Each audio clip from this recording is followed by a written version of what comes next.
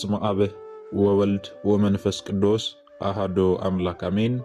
የተወደዳችሁ የልዑል እግዚአብሔር ቤተሰቦች የእናታችን የቅድስት ድንግል ማርያም የአስራት ቃል ኪዳን የበረከት ልጆች የጻድቃን የሰማዕታት ወዳጆች በወደደንና ባፈቀረን በልዑል እግዚአብሔር ፍጹም ሰላም እላችኋለሁ። እንደምን ዋላችሁ? እንደምን ለይሳ ደረሳችሁ? አሜን። እንደ ኃጢአታችንና እንደ በደላችን ብዛት ሳይሆን እንደ ምሕረትና እንደ ቸርነት ተመልክቶ እስከ ይሳት ያደረሰን የአባቶቻችን አምላክ ልዑል እግዚአብሔር ስሙ የተመሰገነ ይሁንልን። እርሱን ጠርተን እርሷን የማንተዋት ንጽሕተ ንጹሐን ቅድስተ ቅዱሳን ቅድስት እናታችን ድንግል ማርያም ዘላለማዊ ስሟ የተመሰገነ ይሁንልን።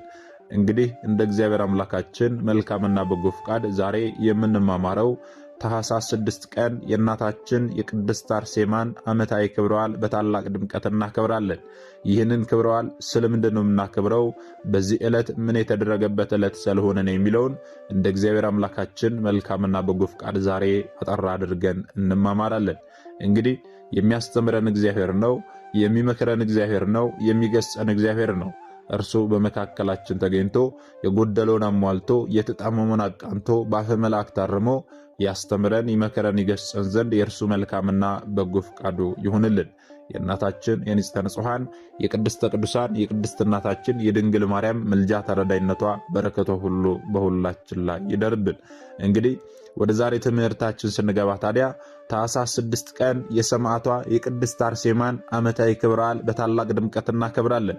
ይህንን ክብረ በዓል ስለምንድን ነው የምናከብረው የሚለውን ከመመልከታችን አስቀድሞ አርሴማ ማለት ምን ማለት ነው የሚለውን አጠር አድርገን እንመለከታለን። እንግዲህ አርሴማ ማለት ምን ማለት ነው ስንል አርሴማ ማለት በወርቅ ልብሶች የተጎናጸፈችና የተሸለመች መልከ መልካም ውብ ማለት ነው። ቅድስት አርሴማ ማናት ስንል እናታችን ቅድስት አርሴማ እኔን መከተል የሚወድ ቢኖር ራሱን ይካድ መስቀሌንም ተሸክሞ ይከተለኝ፣ ሰው ዓለምን ሁሉ ቢገዛ ነፍሱን ቢያጎድል ምን ይጠቅመዋል ተብሎ የተነገረውን የክርስቶስን ወንጌል ተከትላ ዘመድ አዝማዶቿን ትታ ጌታችንን የተከተለች ቅድስት እናት ናት። የሮምና የአርመንያ ገዢዎች የነበሩ ሁለት ከሃዲያን ነገሥታትን ዲዮቅልጥያኖስንና ድርጣድስን በሃይማኖቷ ጸንታ ድል ያደረገች፣ የሮም ወታደሮች የሚያደርሱባት መከራና ግፍ፣ እስራትና ግርፋት ያልበገራት፣ መላ ሕይወታቸውን ለእሳትና ለስለት ከሰጡ ከ27ቱ ቅዱሳን ደናግል መካከል አንዷ ሰማዕቷ ቅድስት አርሴማ ናት። ታዲያ ይቺ እናታችን ቅድስት አርሴማ ዛሬ ታኅሳስ 6 ቀን ስለምንድነው ዓመታዊ ክብረ በዓሏ የሚከበረው ስንል በሁለት ዋና ዋና ምክንያቶች የዛሬውን ክብረ በዓል እናከብራለን። የመጀመሪያው ምክንያት የእናታችን የቅድስት አርሴማ ቅዳሴ ቤቷ የተከበረበት ዕለት በመሆኑ ነው። ይህ ማለት ቤተ ክርስቲያን በስሟ ታንጾ ቅዳሴ ቤቷ የከበረበት ቤት ካልን ደግሞ በሀገረ አርመንያ፣ በሀገረ ኪልቅያ፣ በሀገረ ሶርያ፣ በሀገረ አንጾኪያና በሀገረ ግብፅ አውራጃዎች ሁሉ በእናታችን በቅድስት አርሴማ ስም ቤተ ክርስቲያን ታንጾ ቅዳሴ ቤቷ የከበረበት ዕለት ነው። ሁለተኛው ደግሞ የሥጋዋ ፍልሰት የሆነበት ነው። የእርሷ ብቻ ሳይሆን ከእርሷ ጋር የተገደሉ የ27ቱ ቅዱሳን ደናግልም የሥጋቸው ፍልሰት የሆነበት ዕለት ነው። ስለዚህ ቅዳሴ ቤቷ ስለሆነና የሥጋዋ ፍልሰት ስለሆነ በእነዚህ በሁለት ምክንያቶች ዛሬ ታኅሳስ 6 ቀን የእናታችን የቅድስት አርሴማን ዓመታዊ ክብረ በዓል እናከብራለን። ታዲያ እነዚህን ምክንያቶች ብቻ ጠቅሰን ማለፍ ሳይሆን ስለ እናታችን ስለ ቅድስት አርሴማ ስለ ተጋድሏ ልናውቅ ያስፈልጋልና ከብዙ በጥቂቱ አጥር አድርገን እንመለከታለን። እንግዲህ እናታችን ቅድስት አርሴማ እናትና አባቷ ማን ናቸው ስንል የዚች ቅድስት ሰማዕት አባቷ ቴዎድሮስ ይባላል። እናቷ ደግሞ አትናስያ ትባላለች። ታዲያ ቅዱስ ቴዎድሮስና ቅድስት አትናስያ ደጋግ ክርስቲያኖች ነበሩ። በአንድነት ተጋብተው ሲኖሩ ሕግጋቱን የሚጠብቁ እንደ እግዚአብሔር ፍቃድ የሚኖሩ ነበሩ። ነገር ግን ለረዥም ዓመታት ልጅ በማጣት ይሰቃዩ ነበረ። ኋላም ታዲያ ስዕለትን ተስለው ስዕለታቸው ሰምሮላቸው ደርሶላቸው እግዚአብሔር አምላክ ይችን ቅድስት ልጅ ሰጣቸው። ይችን መልከ መልካም ልጅ ሰጣቸው። ታዲያ ቅድስት አርሴማ የስዕለት ልጅ ናትና በስዕለት ያገኟት ልጃቸው ናትና በተወለደች በ3 ዓመቷ በእመቤታችን ስም በታነጸች ቤተ ክርስቲያን እንድታድግ ወደ ቤተ ክርስቲያን ወስደው ለቤተ ክርስቲያን ሰጧት። እናታችን ቅድስት አርሴማ በቤተ ክርስቲያን አደገች። እጅግ መልከ መልካም ነበረች። ታዲያ ሐዋርያው ቅዱስ ጳውሎስ ያልተጋባች ሴትና ድንግል በሥጋም በነፍስም እንዲቀደሱ የጌታን ነገር ያስባሉ፣ የተጋባች ግን ባሏን እንዴት ደስ እንደምታሰኘው የዓለምን ነገር ታስባለች ብሎ በአንደኛ ቆሮንጦስ ምዕራፍ 7 ቁጥር 34 ላይ የተናገረውን አስባ ራሷንም በድንግልና ሕይወት ለክርስቶስ ለይታ ነበረ። ከ284 እስከ 305 በሮም የነገሰው ከሃዲው ዲዮቅልጥያኖስ መልከ መልካም ውብ የሆነች ድንግልን ሊያገባ ፈልጎ ከሀገር ውስጥ መርጠው ያመጡለት ዘንድ አገልጋዮቹን ላካቸው። ዛሬ ዓለማችን የደረሰችበት ቴክኖሎጂ በዘመኑ ስላልነበረ፣ ፎቶ የማንሳት ቴክኖሎጂ በዘመኑ ስላልነበረ እርሱ የላካቸው አገልጋዮች ሰዓሊያን ነበሩ።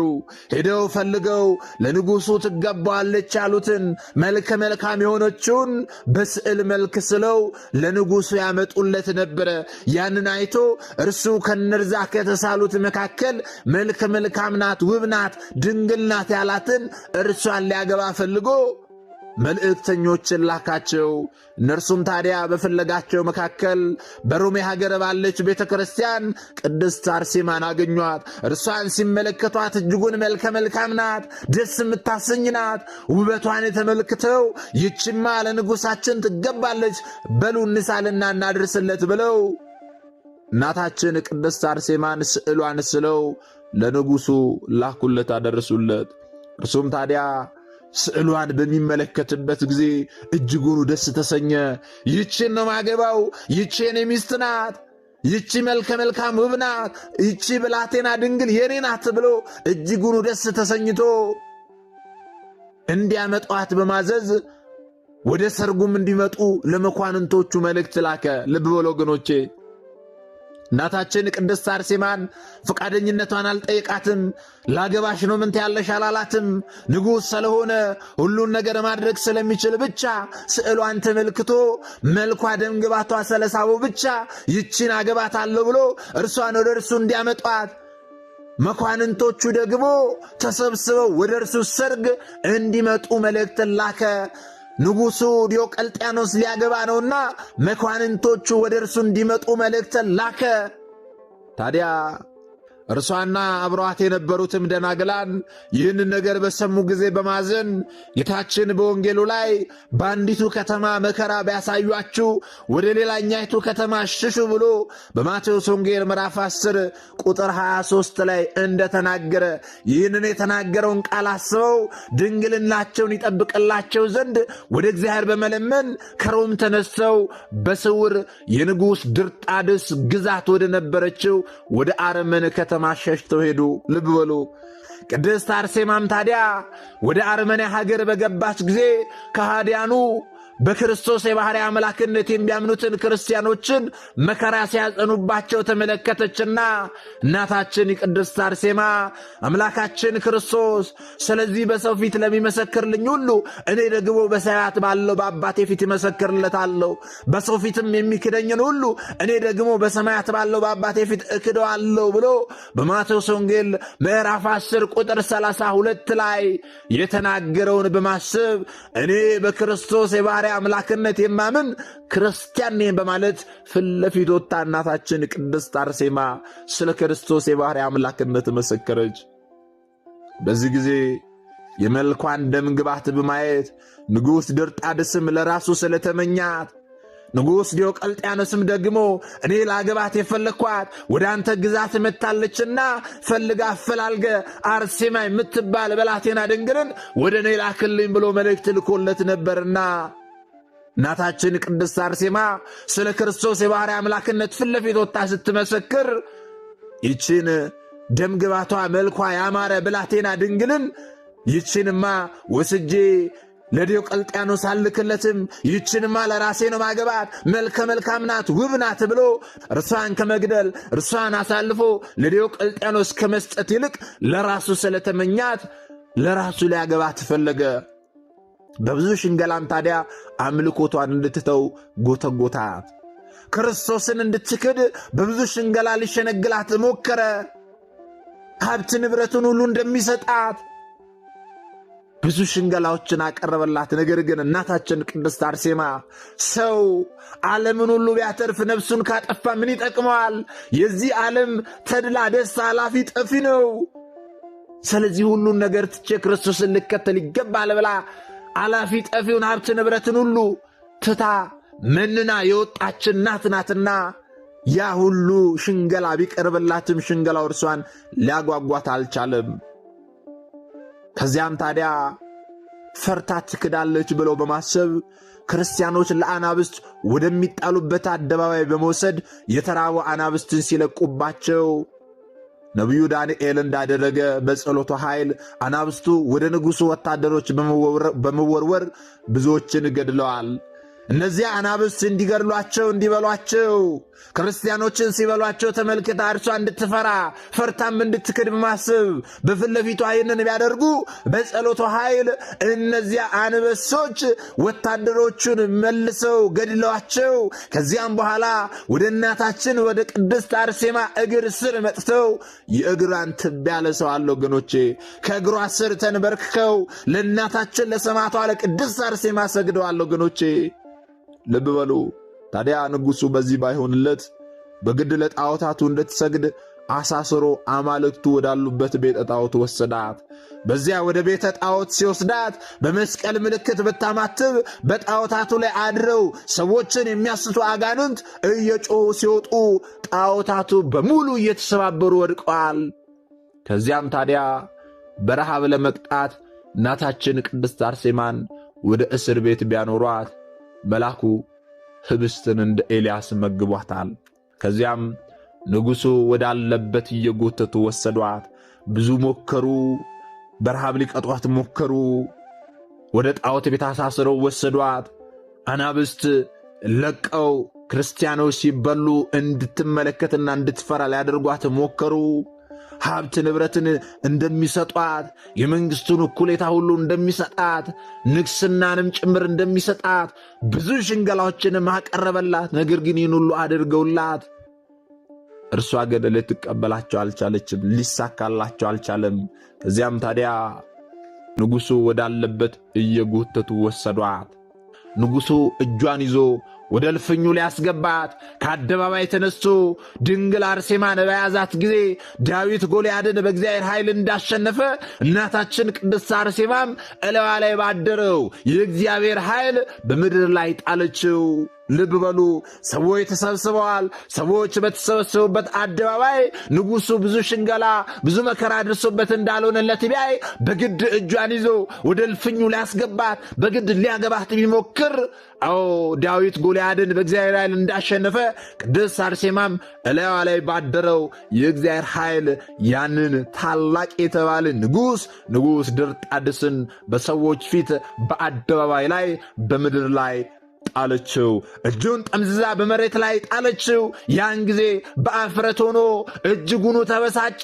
እንዴት ይቺ ብላቴና ድንግል ይችን የምታክል ልጅ እንዴት እኔ ንጉሡን እንዴት እኔ የተከበርኩ ሁሉን ማድረግ የምችለውን ማጥፋትም መግደልም የምችለውን የአንድ ሀገር ገዥ የሆንኩትን እኔን ድርጣድስን እንዴት በሰው ፊት ትጥለኛለች? እንዴት ታዋርደኛለች? ብሎ እጅጉኑ ተበሳይቶ ራሷ ይቆረጥ ዘንድ ትእዛዝን ሰጠ፣ አዘዘ። አንገቷን በሰይፍ ቆርጠው እንዲጥሏት ታዘዘ። ታዲያ ሐዋርያው ቅዱስ ጳውሎስ በመልእክቱ ላይ ከክርስቶስ ፍቅር ማን ይለየናል? መከራ ወይስ ጭንቀት? ወይንስ ደግሞ ስደት? ወይንስ ደግሞ ረሃብ? ወይንስ ደግሞ ራቆትነት? ወይንስ ደግሞ ፍርሃት? ወይንስ ደግሞ ሰይፍ ነው እንዳለ ስላንተ ቀኑን ሙሉ እንገድላለን እንደሚታረዱ በጎች ተቆጠረን ብሎ እንደጻፈ በሮሜ 8:35 ላይ ያደረሱባት መከራ ሁሉ ከክርስቶስ ፍቅር ሊለያት አልቻለም። እናታችን ቅድስት አርሴማ ይህ ቀረ የማይባል ብዙ መከራ ስቃይን ተቀብላለች። እናታችን ቅድስት አርሴማን ዓይኖቿን ጎልጉለው አውጥተውባታል።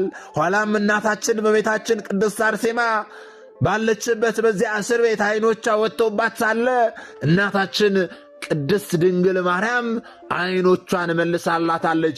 የብርሃን ዓይንን ገጥማላታለች። ወገኖቼ ይህ ቀረ የማይባል ብዙ መከራ ስቃይን ተቀበላለች። በእኔ አንደበት ተዘርዝሮ የማያልቅ አይደለም የእናታችን የቅድስት አርሴማ የሰማዕትነት ሕይወት። ወገኖቼ ያ ሁሉ መከራ ደርሶባት ግን ያ ሁሉ መከራ ከክርስቶስ ፍቅር ሊለያት አልቻለም። ከዚያም የክብር ባለቤት ጌታችን መድኃኒታችን ኢየሱስ ክርስቶስ እናቱ ቅድስት ድንግል ማርያምን አስከትሎ ተገለጸላት። በቅዱስ መጽሐፍ ላይ አንተም አምላክህ እግዚአብሔር እርሱም አምላክ እንደሆነ ለሚወዱትም ትእዛዙን ለሚጠብቁትም ቃል ኪዳኑንና ምሕረቱን እስከ ሺህ ትውልድ ድረስ የሚጠብቅ የታመነ አምላክ እንደሆነ እወቅ ተብሎ በኦሪት ዘዳግም ምዕራፍ 7 ቁጥር 9 ላይ እንደተጻፈ ስሟን ለሚጠራ መታሰቢያዋን ለሚያደርግ ምሕረትን እንደሚያደርግ ቃል ኪዳን እንገባላት። ስሟን ለሚጠራ ዝክሯን ለሚዘክር መታሰቢያዋን ለሚያደርግ በስሟ ለተሰራ ቤተ ክርስቲያን መባ ለሚያስገባ በስሟ የተራበ ለሚያበላ በስሟ የተጠማ ለሚያጠጣ ሁሉ እግዚአብሔር አምላክ ምሕረት እንደሚያደርግላቸው የምሕረት ቃል ኪዳንን ለሰማዕቷ ለእናታችን ለቅድስት አርሴማ ገባላት። ቃል ኪዳንን ከገባላት በኋላ መስከረም 29 ቀን በ290 ዓመተ ምህረት እናታችን ሰማዕቷ ቅድስት አርሴማ አንገቷን ተቆርጣ የሰማዕትነት አክሊልን ተቀዳጅታለች። እርሷ ብቻ ሳይሆኑ ከእርሷ ጋር የነበሩ ቅዱሳን ደናግልም አስቀድመው ሰማዕትነትን ተቀብለዋል። እርሷን አንገቷን ከመቁረጣቸው አስቀድሞ ፈርታ እንድትክድ ብለው ከእርሷ ጋር የነበሩ ደናግላንንም ጭምር አንገታቸውን እየቆረጡ እርሷ እንድትፈራ ሐሳቧን እንድትቀይር ለማድረግ ሞክረው ነበረ። ከእርሷ ጋር የነበሩ ደናግላን አንገታቸው እየተቆረጠ የሰማዕትነት አክሊልን ሲቀበሉ እናታችን ቅድስት አርሴማ ትመለከት ነበርና የእርሷን ተራ በጉጉት ነበረ ስትጠብቅ የነበረው። ከእርሷ ጋር የነበሩት አንገታቸው ከተቆርጦ ሰማዕትነትን ሲቀበሉ በርቱ፣ ጽኑ፣ የድል አክሊል ተዘጋጅቶላቸዋል እያለች ከእርሷ ጋር የነበሩ ደናግላኑን ሁሉ ታጽናናቸው ነበረ። የሰማዕትነት አክሊልንም ሲቀበሉ ትመለከት ነበረ። ስለዚህ እርሷ ትቆረጥ ተብሎ ትእዛዝ ወጥቶባት አንገቷን በሰይፍ ሊቆርጡ ጓደኞቿን እየቆረጡ ቢያሳዩአት ሐሳቧን ትቀይራለች፣ ትክዳለች ብለው ቢጠብቁ እርሷ ግን የእርሷን ተራ በጉጉት ተጠብቀው ነበረ ወገኖቼ። ኋላም ታዲያ መስከረም 29 ቀን አንገቷን በሰይፍ ተቆርጣ የሰማዕትነት አክሊልን ተቀዳጅታለች።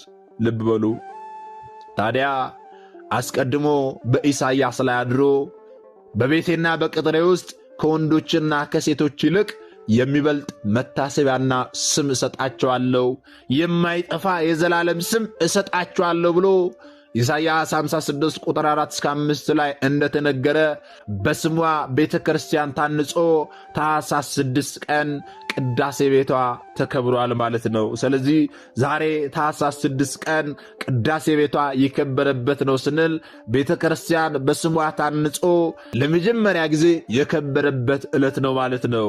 የከበረ ሰውነቷም ደግሞ ዛሬ ድረስ በስሟ በተሰየመው ከቤተ ክርስቲያኑ በታች ካለ ካታኮምብ ወይም ደግሞ ግበበ ምድር በአርመንያ ይገኛል ማለት ነው። ይህንን በደንብ ልናውቅ ያስፈልጋል።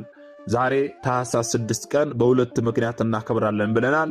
የመጀመሪያው ቅዳሴ ቤቷ የተከበረበት ነው። ሁለተኛ ደግሞ ፍልሰተ አጽሟ የተከናወነበት ዕለት ነው። ስለዚህ እነዚህን ሁለት ምክንያቶች መነሻ አድርገን ዛሬ የእናታችን የሰማዕቷ የቅድስት አርሴማን ዓመታዊ ክብረ በዓል በታላቅ ድምቀት እናከብራለን።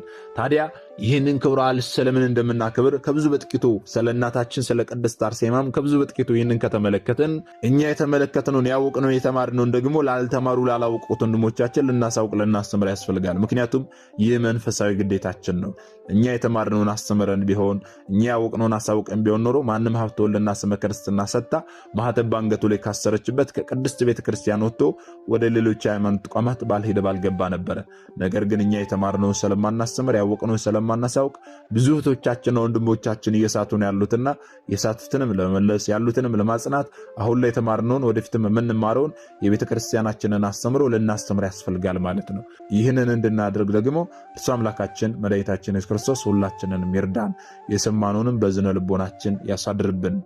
ሰሚዎች ብቻ ሳንሆን በሰማነው ቃል 30 60 100 ያማረ ፍሬ አፍርተን ዛሬ ስሙ ቀዳሾች ነገ ደግሞ የመንግስቱ ወራሾች ያደርገን ዘንድ የእርሱ መልካምና በጎ ፈቃዱ ይሁንልን። ምናልባት ደግሞ ዛሬ ገና ወደዚህ መንፈሳዊ ቻናል የመጣችሁ ሰዎች ካላችሁ ከዚህ በፊት የተማማርነውም ከዚህ በኋላ የምንማማረውም መንፈሳዊ አስተምሮች ወደ እናንተ እንዲደርሱ ከፈለጋችሁ ሰብስክራይብ አድርጋችሁ የደወል ምልክቱን መጫን ይኖርባችኋል። ምክንያቱም ይህ ቴክኖሎጂ ያመጣው ስርዓት ነው፣ እኔ ያልኩት አይደለም።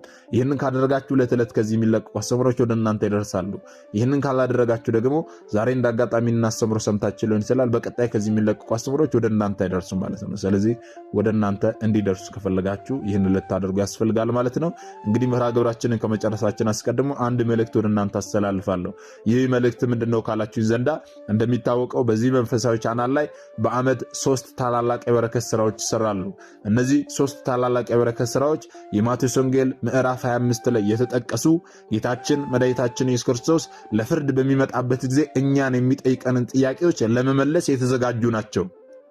በዚህም መሰረት ታዲያ ከፊታችን የሚመጣውን የጌታችንን የልደት በዓል ምክንያት በማድረግ የታመሙ ወንድሞቻችንን እንጠይቃለን። በተለይ የመድኃኒት መግዣ እንኳን አጥተው በየሆስፒታሉ የሚሰቃዩት ወንድሞቻችን ማሰብ ያስፈልጋልና እኛ ክብረ በዓሉን ሁሉ ሞልቶልን ተትረፍርፎልን በቤታችን ስናክብር እህቶቻችን ወንድሞቻችን ደግሞ መድኃኒት መግዣ እንኳን አጥተው በየሆስፒታሉ የሚሰቃዩ አሉና እነርሱንም ልናስባቸው ልንጎበኛቸው ያስፈልጋልና በዓሉን ምክንያት አድርገን ታምሜ አልጠየቃችሁኝ የሚለውን ጥያቄ ለመመለስ ሁላችንም ይህንን የበረከት ስራ እንሰራለን ማለት ነው። ስለዚህ የ100 ብር ቻሌንጅ ብለን ይህንን የበረከት ስራ ጀምረናል። ሁላችሁም አነሰ በዛ ሳትሉ ያቅማችሁን እያደረጋችሁ እዚህ የበረከት ስራ ላይ ልትሳተፉ ያስፈልጋል ማለት ነው። እንዴት ነው የምትሳተፈው፣ በምን አካውንት ነው የምትሳተፈው እያላችሁ የምትጠይቁ ሰዎች ካላችሁ የዚህ ቪዲዮ የኮሜንት የመጀመሪያ ቦታ ላይ ሊንክ አስቀምጥላችኋለሁ። ያንን ሊንክ ስትጫኑ ሙሉ ዝርዝር መረጃው በጽሁፍ ይመጣላችኋል። እርሱን አንብባችሁ እዚህ የበረከት ስራ ላይ መሳተፍ ትችላላችሁ ማለት ነው። እግዚአብሔር አምላካችን ሁላችንንም የበረከቱ ተካፋዮች ያድርገን፣ የሰማነውንም በዝነ ልቦናችን ያሳድርብን። ወስብሐት ለእግዚአብሔር ወለወላዲቱ ድንግል ወለመስቀሉ ክቡር። ይቆየን።